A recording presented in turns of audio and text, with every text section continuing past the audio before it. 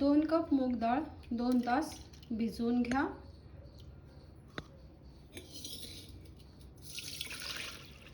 पूर्ण पाणी काढून टाका। पाणी निथळल्यावर एक मिक्सरच्या भांड्यामध्ये ही डाळ काढून घ्या। डाळमध्ये थोडीशी हळद घालायची व अर्धी वाटी पाणी घालून दाटसर आपल्याला पीठ करून घ्यायचे आहे। असं घट्टसर पीठ आपल्याला बनवून घ्यायचे आहे। आता आपण याच्यामध्ये बारीक चिरलेले गाजर, बारीक चिरलेला कांदा, बारीक चिरलेली ढबू मिरची व 1-2 हिरवी मिरची हे सर्व मिक्स करायचे आहे।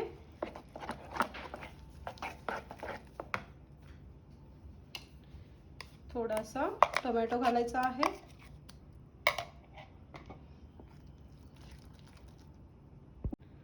अर्धा चमचा जिरा घालायचा आहे। स्वादानुसार मीठ घालायचे आहे। आता आपण चटणी बनवूया। त्यासाठी 2 वाटी पाणी घेतलेले आहे। त्यामध्ये अर्धी वाटी आमचूर पावडर घातलेली आहे, 1 चमचा जिरेपूड, 1 चमचा धनेपूड, अर्धा चमचा चाट मसाला,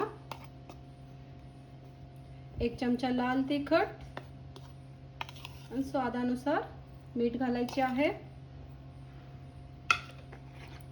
अर्धा चमचा काळ्या मिरीची पूड घालायची आहे, अर्धा चमचा काळा मीठ घालायचे आहे, अर्धी वाटी साखर घालायची आहे। आता हे सगळे मिश्रण एका पॅन मध्ये घालूया व याला एक उकळी आणून घेऊया। एक उकळी आलेली आहे। आता गॅस आपण बंद करूया। चटणी तयार आहे। यात आपण 1 चमचा इनो घालूया व बॅटर व्यवस्थित हलवून घेऊया। पॅन मध्ये 1 चमचा तूप टाकूया।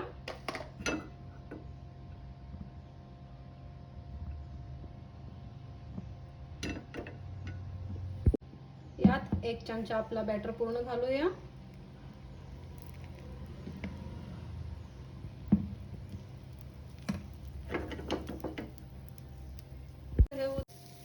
आता आपण याला पलटूया।